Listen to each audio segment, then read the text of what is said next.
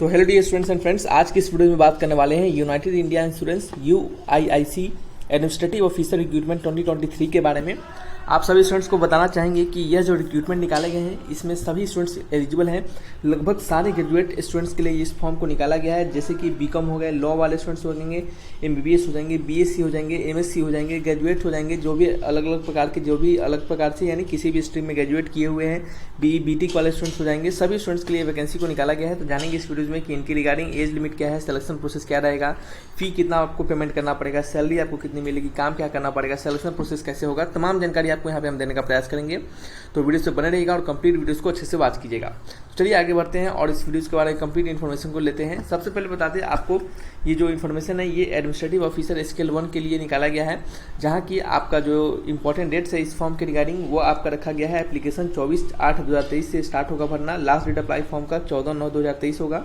Fee payment का last date भी 14/9/2023 होगा। एग्जामिनेशन डेट अक्टूबर में रखा गया है, ये सेकेंड वीक के अक्टूबर में, और एडमिट कार्ड उससे पहले आपको आ जाएंगे। उसके लिए आप टेलीग्राम चैनल से जुड़ सकते हैं, लिंक आपका डिस्क्रिप्शन बॉक्स में दिया गया है। डिस्क्रिप्शन बॉक्स में डिफेंस ट्यूटर जॉब अपडेट के नाम से चैनल है, आप उससे जुड़ जाइए ताकि आपको सारे अपडेट्स, एडमिट कार्ड कब आएंगे, रिजल्ट कब आएंगे, सभी तमाम जानकारी आपको वहाँ पे देते रहते हैं। तो आप उससे जाकर जरूर जुड़ जाइए, लिंक डिस्क्रिप्शन बॉक्स में दिया गया है। बात करते हैं स्टूडेंट्स, आप सभी को हमारा यही अपील रहेगा कि वीडियोज़ अगर आपको इन्फॉर्मेटिव लगे, अच्छा लगे, यहाँ से जानकारी आपको मिले, तो आप वीडियोज़ को जरूर लाइक कीजिएगा और चैनल को जरूर सब्सक्राइब कीजिएगा ताकि हम आपके लिए इसी प्रकार से अच्छे इंपॉर्टेंट कंटेंट्स ला सकें। बात करते हैं यहाँ पे स्टूडेंट्स आगे कि जो आपकी एप्लीकेशन फ़ी रखे गए हैं वो जनरल OBC EWS के लिए 1000 रुपीज़ फीस रखा गया है। ये फीस थोड़ा ज़्यादा है, मानते हैं इस बात को हम, लेकिन आपके पोस्ट भी अच्छे खासे हैं। और ST SC PH के लिए बात करते हैं, 250 रुपये का फ़ी रखा गया है। फ़ी को आप credit card, debit card, net banking के माध्यम से दे सकते हैं। बात कर लेते हैं एज लिमिट के बारे में स्टूडेंट्स। तो जो आपका एज लिमिट है, जो आपका एज लिमिट रखा गया है वो आपका है मिनिमम ईयर 21 ईयर का एज लिमिट। तो चलिए स्टूडेंट्स बात करते हैं आपके एज लिमिट का। मिनिमम 21 ईयर का एज लिमिट रखा गया है, मैक्सिमम 30 ईयर्स का एज लिमिट रखा गया है, और एज रिलैक्सेशन आपका जो मिलता है वो आपको यहाँ पे भी दिए जाएंगे गवर्नमेंट के रूल्स के अनुसार। बात कर लेते हैं यहाँ पे स्टूडेंट्स सब पोस्ट के बारे में। तो टोटल 100 पोस्ट पे वैकेंसी को निकाला गया है, जिसमें कि सबसे पहला पोस्ट लीगल स्पेशलिस्ट है जो कि 25 पोस्ट है, जिसमें कि आपके पास यदि बैचलर डिग्री लॉ में है या फिर मास्टर डिग्री लॉ में है तो आप इसको फॉर्म को भरने के लिए एलिजिबल हैं। लेकिन साथ ही साथ यहाँ पे बैचलर डिग्री वाले के लिए स्टूडेंट्स 2 ईयर का, मतलब 3 इयर्स का सभी अदर कैंडिडेट के लिए, और 2 ईयर का ST SC के लिए एक्सपीरियंस भी मांगा गया है, सिर्फ लॉ वाले के लिए, ठीक है। दूसरा जो आपका वैकेंसी है आपका, इसमें अकाउंट और फाइनेंस स्पेशलिस्ट के लिए 24 वैकेंसी है, जिसमें बैचलर डिग्री कॉमर्स BCom में माना गया है 60% मार्क्स के साथ साथ, और MCom भी है आपके पास, और या फिर CA एग्जाम पास है आप, तब भी इस फॉर्म को भरने के लिए एलिजिबल हो जाते हैं। बात करते हैं कंपनी सेक्रेटरीट का 3 पोस्ट है। बैचलर डिग्री किसी भी स्ट्रीम में चाहिए 60% मार्क्स के साथ। एक्चुअरीज क्या है आपके, इसमें 3 वैकेंसी है। बैचलर डिग्री किस में चाहिए, स्टैटिक्स मैथमेटिक्स में, और एक्चुअल में विद 60% मार्क्स के साथ, या फिर मास्टर डिग्री स्टैटिक्स मैथमेटिक्स और एक्चुअल में, ठीक है। चलिए नेक्स्ट बात करें आगे हम। नेक्स्ट बढ़ते हैं आगे, डॉक्टर्स के बारे में बात कर लेते हैं। डॉक्टर्स के 20 पोस्ट है, जिसमें कि MBBS और BAMS और BHMS के 60% मार्क्स के साथ, और साथ ही साथ रजिस्टर्ड होना चाहिए आपके पास काउंसिल में जाकर, तो ये आप इसके लिए एलिजिबल हो जाते हैं। फिर बैचलर डिग्री में आपका BE BTech यदि आपने किया है रिलेटेड ट्रेड में, जैसे कि automobile, mechanical, electrical, electronics, communication, computer science, IT, इन सभी में तो 22 पोस्ट है। इसके लिए आप वैकेंसी फॉर्म को भर सकते हैं। एग्रीकल्चर स्पेशलिस्ट के 3 पोस्ट है, इसमें बैचलर डिग्री एग्रीकल्चर में मांगा गया है। यदि आपको एजुकेशन क्वालिफिकेशन में आगे कोई भी डाउट हो तो आप हमसे कमेंट बॉक्स में लिखकर पूछ सकते हैं, ठीक है। जो भी था हमने आपको समझा दिया है। आप देख सकते हैं ये आपकी एग्जामिनेशन सेंटर है जहां आपके एग्जामिनेशन होंगे, आप अपने स्टेट वाइज को चेक कर सकते हैं।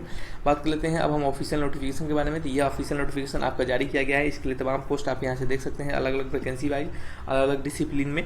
आगे बात करते हैं यहाँ पे कि जो रिजर्वेशन दिए गए हैं आप इस रिजर्वेशन को भी यहाँ से चेक कर सकते हैं स्टूडेंट्स। आगे बात करते हैं नेक्स्ट, फिर हम इसके जो आपके जो भी क्वालिफिकेशन मांगे गए हैं वो आपका 31/3/2023 तक आपके सारे क्या होना चाहिए, कैंडिडेट क्वालिफाइड होना चाहिए, यानी आपका जो डिग्री है वो 31/3/2023 तक आप, यदि आपकी डिग्री कंप्लीट है, रिजल्ट आपका आ चुका है तो आप इस फॉर्म को भरने के लिए एलिजिबल है। यदि आपका रिजल्ट 31/3/2023 के बाद आया हुआ है तो आप इस फॉर्म को भरने के लिए एलिजिबल नहीं है। तो ये बात आपको समझ में आना चाहिए, और साथ ही साथ आपके पास वर्किंग नॉलेज होना चाहिए कंप्यूटर का, यानी कंप्यूटर को आपको चलाने आना चाहिए, ठीक है।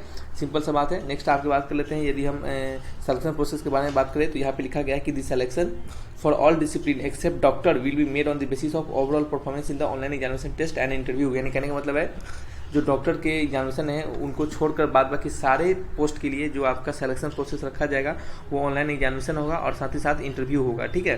लेकिन डॉक्टर के लिए क्या होगा, डॉक्टर के लिए सिर्फ आपका on the basis of performance of interview के बेसिस पे क्या होंगे, आपके सिलेक्शन किए जाएंगे और कोई रिटन टेस्ट नहीं होगा। तो डॉक्टर्स के लिए कोई एग्जामिनेशन देने की जरूरत नहीं है और बाद बाकी आपके जो भी पोस्ट है उन सभी को एग्जामिनेशन देना पड़ेगा और इंटरव्यू भी देना पड़ेगा, ठीक है।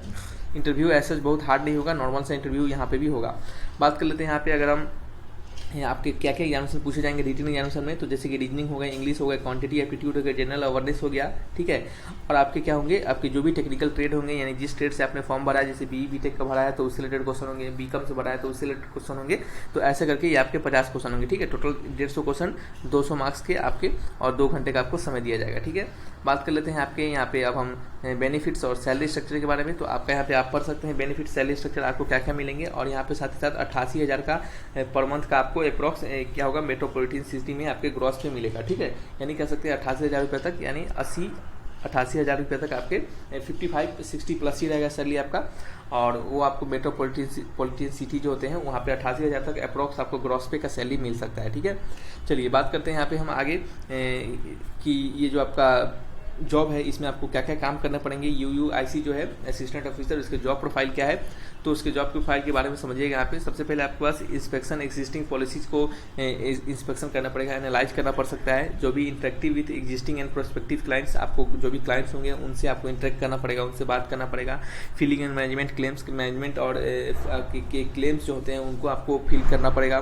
फिर communicate with different department regarding existing and new policy, आपको डिफरेंट डिपार्टमेंट से बात करना पड़ेगा जो अभी आपकी एग्जिस्टिंग और न्यू नए पॉलिसी आने वाले हैं उन सभी तमाम चीज़ों के रिगार्डिंग ये आपको क्या है, आपको वहाँ पे काम करना पड़ेगा, ठीक है। आगे बात करते हैं फिर यहाँ पे आपको नेक्स्ट काम जो रहेगा आपका working on new policy as per needs of the customer. आपके जो भी कस्टमर होंगे उनके रिगार्डिंग आपको नए पॉलिसी पे काम करना पड़ेगा। Performance on any other asking with your manager, आपके जो भी मैनेजर होंगे आपका क्या परफॉर्मेंस है, वहाँ पे लोगों का क्या परफॉर्मेंस है, उन चीज़ों का आपको सारे डिटेल रखना पड़ेगा, ठीक है। और बात कर लेते हैं जो भी अदर प्रकार के पोस्ट है, जो भी जितनी डिफरेंट टाइप्स ऑफ पोस्ट है, जैसे कि आपके जो डॉक्टर्स के पोस्ट है तो उनको डॉक्टर का काम करना पड़ेगा। आपके जो इंजीनियर है, इंजीनियर्स का पोस्ट है तो उनको इंजीनियर से रिलेटेड जो भी है काम वो करना पड़ेगा। एग्रीकल्चर से रिलेटेड जो भी है आपके काम उनको वो करना पड़ेगा। तो ये सभी चीज़ आपको वहाँ पे करना है, ठीक है। तो शायद आपको सभी कुछ समझ में आया होगा। और स्टूडेंट्स आपको ये भी बताएंगे कि ये जो वैकेंसी निकाला गया है ये आपका 1 ईयर प्लस आपके 4 ईयर के प्रोविजन पीरियड पे वैकेंसी को निकाला गया है। तो हो सकता है आपके डेट एक्सटेंडेड भी हो जाए, मतलब जो ईयर होते हैं काम करने का एक्सटेंडेड भी हो जाए, नहीं तो आपके टोटल 5 ईयर्स का आपका क्या रहेगा, प्रोविजन पीरियड रहेगा, ठीक है। तो आपको सभी कुछ समझ में आया होगा। सभी जानकारी जो भी हमने आपको दिया है वो आपको अच्छा लगा होगा, समझ में आया होगा। यदि फिर भी किसी प्रकार का कोई भी डाउट हो तो आप हमसे बेझिझक कमेंट बॉक्स में लिख सकते हैं।